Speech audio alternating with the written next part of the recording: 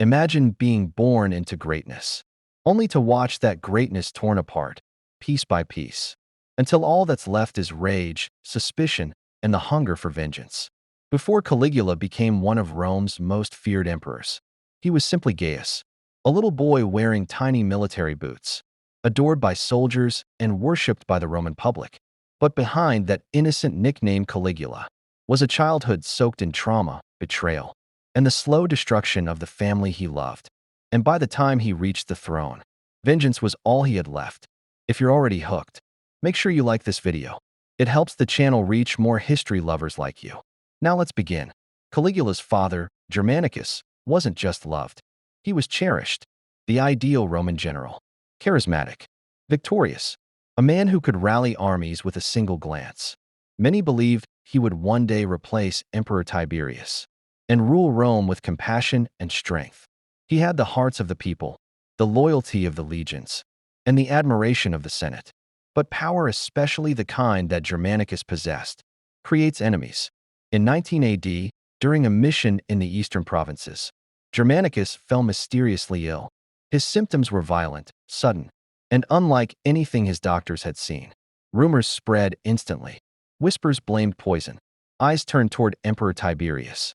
And Germanicus himself, before he died, reportedly accused a trusted governor of being part of a plot to destroy him. Caligula was just a child then, too young to truly understand what was happening. But he understood one thing. His father was gone, and someone had taken him. Agrippina, the elder Germanicus's wife and Caligula's mother, refused to be silent. She publicly accused Tiberius of orchestrating her husband's death. She pointed fingers directly at the emperor. She stood before Rome and declared that Germanicus had been murdered. Few Roman women had ever shown such courage or such defiance. But this defiance came with a cost. Tiberius reacted the way emperors react when threatened. Brutally. Agrippina was exiled, cut off from her children. Her two oldest sons, Nero and Drusus, not to be confused with future Emperor Nero, were arrested on fabricated treason charges. One was starved in prison. The other died in exile, slowly, painfully. Caligula watched his family disappear one by one. His father dead, his mother exiled, his brothers murdered by the state that claimed to protect them. And he learned something early. In Rome, power didn't corrupt. Power hunted. Caligula was the last surviving son of Germanicus, the only child left, the last hope for a broken family. And because of that, he became both valuable and dangerous in the eyes of Emperor Tiberius. So Tiberius brought the boy to Capri, a beautiful island, hiding a nightmare. Capri was less a paradise, and more a cage wrapped in gold. Tiberius lived there as a recluse, paranoid, ruthless, operating from the shadows while Rome pretended he was still sane. Caligula lived under his roof, watched by spies, surrounded by dangers he could never fully name. Caligula was described as a virtual prisoner. He learned to smile even when terrified. He learned to hide his thoughts even when grieving. He learned that survival in Rome meant silence.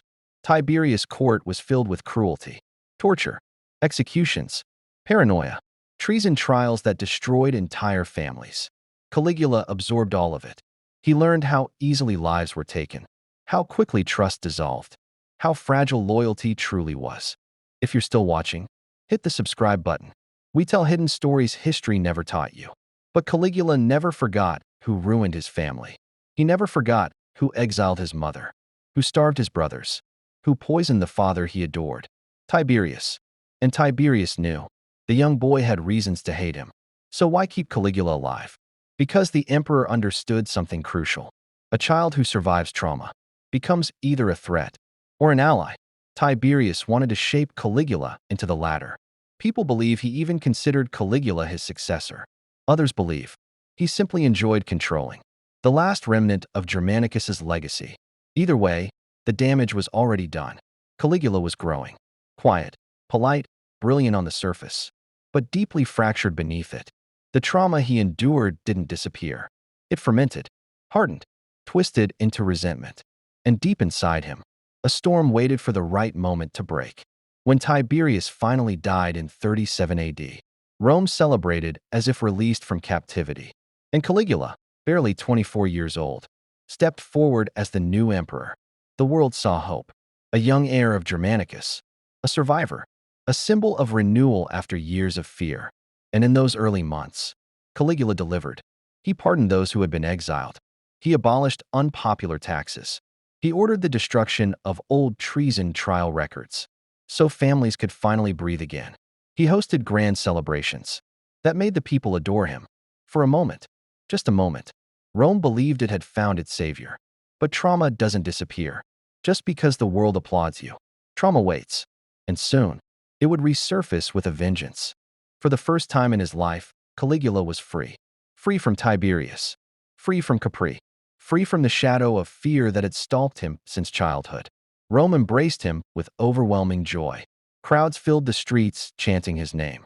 Senators who once trembled under Tiberius now bowed gratefully before the young emperor. To them, Caligula wasn't just a ruler, he was a symbol of rebirth. But symbols can crack. And beneath Caligula's radiant beginning, something dark was stirring. In the 7th month of his reign, Caligula fell gravely ill. People still debate what caused it. Epilepsy? Lead poisoning? An infection?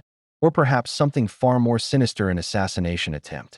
What we do know is that the illness came suddenly, violently, and left Caligula at death's door. Rome panicked. They prayed in the temples. They sacrificed animals.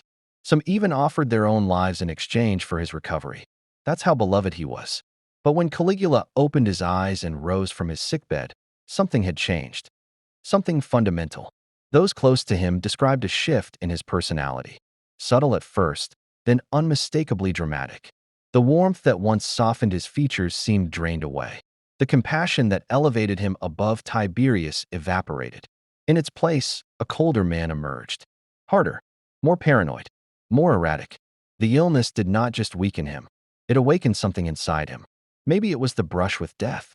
Maybe it was the memories of his murdered family resurfacing. Maybe it was the realization that even as emperor, he was still vulnerable. Whatever the cause, the Caligula who recovered was not the Caligula Rome had celebrated. As Caligula returned to public life, his decisions took a darker tone. He revived the treason trials his father once despised. He began fabricating charges against wealthy citizens, confiscating their estates, feeding both his treasury and his thirst for dominance. Those who whispered against him vanished. Those who remained learned to smile through their fear. The Senate felt the shift immediately. The man they once believed would restore dignity to Rome now humiliated them, mocked them, stripped them of influence. Some he openly executed. Others he toyed with psychologically, breaking them without ever lifting a weapon. Caligula had discovered something intoxicating. Power didn't just protect him, it avenged him. The trauma of his childhood was no longer a silent wound. It was a weapon, and he wielded it with precision. But his cruelty didn't stop with the elite. He targeted rivals, friends, even allies who had once stood by him. No one was safe. Every action seemed driven by an invisible enemy he believed was always lurking. And maybe, in his fractured mind, that enemy looked a lot like Tiberius, or like anyone who dared to resemble the forces that destroyed his family. Yet something else happened during this period. Something most people forget. Despite his cruelty, despite his unpredictability, Caligula still had moments of brilliance. He oversaw construction projects. He improved certain financial systems. He attempted reforms meant to restore Rome's grandeur. But each good decision was swallowed by 10 terrible ones, as if the emperor was in constant battle with himself. A war between the boy who loved his father and the man who wanted to punish the world that betrayed him. And the world was about to learn that Caligula's vengeance was not limited to the political elite. It extended to every crevice of Roman life. Before we continue, hit the like button if you're learning something new. It really helps the channel grow. The palace whispered stories too wild to ignore. Caligula believed he was a living god. He demanded worship. He built temples to himself. He sat on golden thrones and orchestrated scenes meant to blur the line between emperor and deity. And yet, beneath all this theatrical madness, was a mind shaped by fear. The fear of betrayal, the fear of loss, the fear that he might suffer the same fate as his father, his brothers, his mother. So he struck first, again and again, until even those who loved him could no longer recognize the man behind the crown. But remember this, Caligula wasn't born a monster. He was made by exile, made by suspicion, made by the destruction of his family, made by an empire that devoured its own sons. Caligula's illness had cracked open a door he could never close again. But it was what came after that truly revealed the emperor Rome would come to fear. Because once Caligula tasted how effortlessly he could bend the empire beneath his will, he didn't stop. He accelerated. The man who once pardoned political prisoners now reopened the dreaded treason courts, tribunals his father had always despised. But to Caligula, they were more than trials. They were instruments of revenge. He summoned senators, wealthy citizens, and military commanders under the flimsiest accusations. Plots, insults, conspiracies that often never existed. Their possessions, their estates, their legacies were seized in an instant. Rome watched as once powerful. Men stood trembling before a ruler who now enjoyed seeing them break. He wasn't content to punish his enemies. He wanted to humiliate them. At banquets, he mocked senators. In public, he forced noble families to compete in degrading displays. Behind palace walls, he played psychological games with those closest to him, praising them one moment, threatening them the next. It wasn't strategy. It wasn't politics. It was the behavior of a man who believed the world owed him suffering. And maybe, in his mind, it did.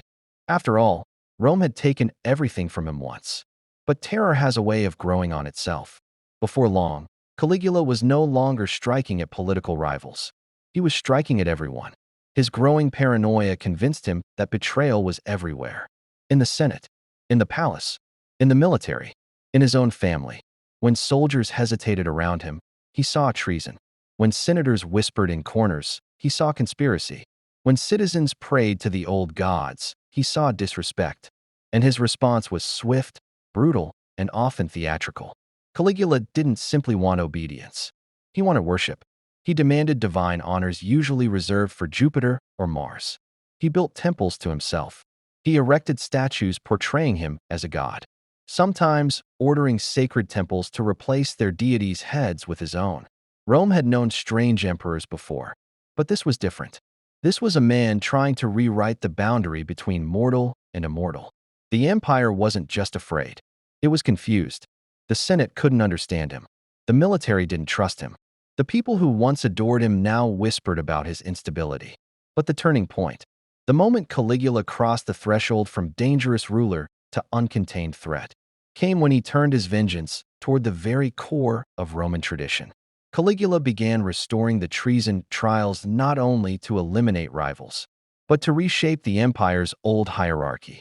If a noble family had once supported Tiberius, they were now targets. If a senator had ever opposed Germanicus, they were dragged into court. If a commander had benefited from his family's destruction, Caligula ensured they paid dearly. In his mind, every execution, every confiscated estate, every public humiliation was justice. Justice for his father, justice for his mother, justice for his brothers who starved in exile. But justice twisted by rage becomes indistinguishable from cruelty. The Senate grew quiet, terrified to breathe wrong in his presence. Guards became unpredictable, unsure whether they'd be rewarded or punished.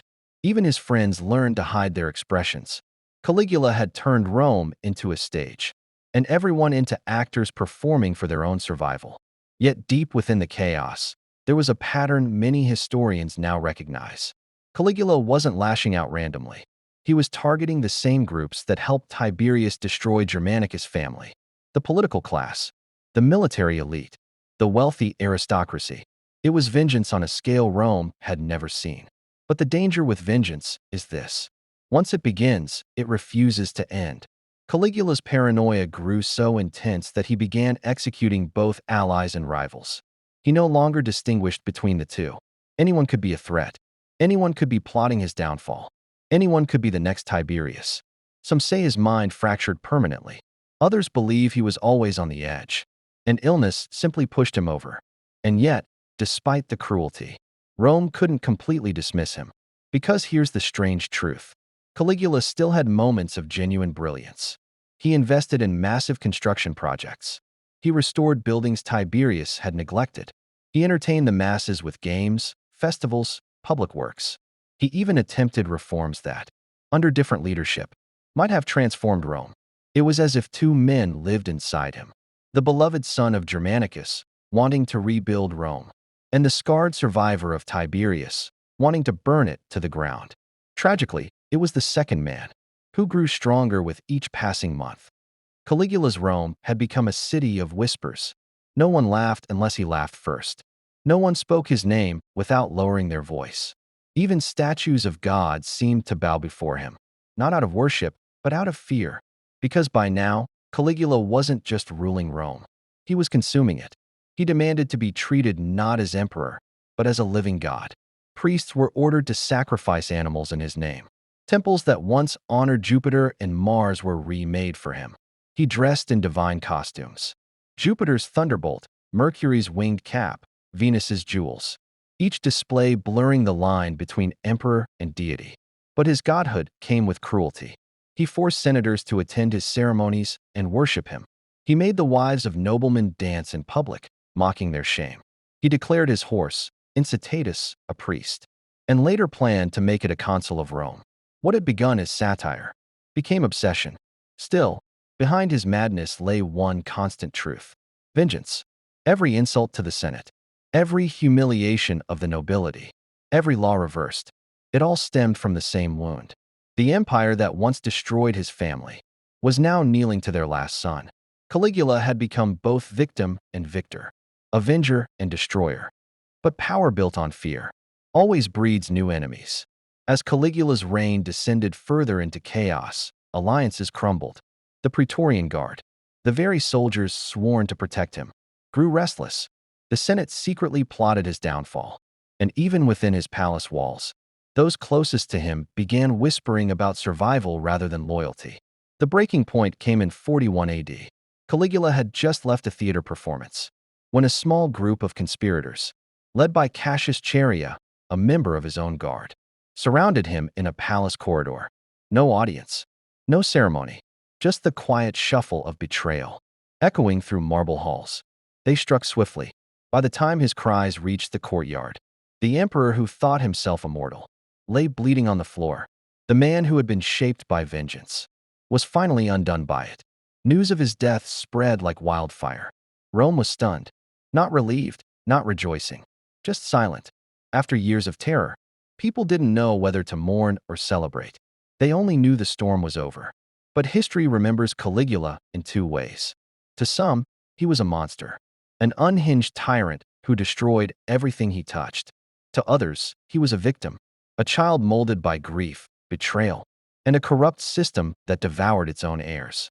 Maybe both are true, because when you strip away the madness, what you find beneath Caligula's rage is a child who never got to grieve, a son who watched his father poisoned, a boy who saw his mother exiled, his brothers executed, his family erased, a man who believed the only way to survive was to become the very thing he hated. And in doing so, he ensured that vengeance, not mercy, would define his name forever.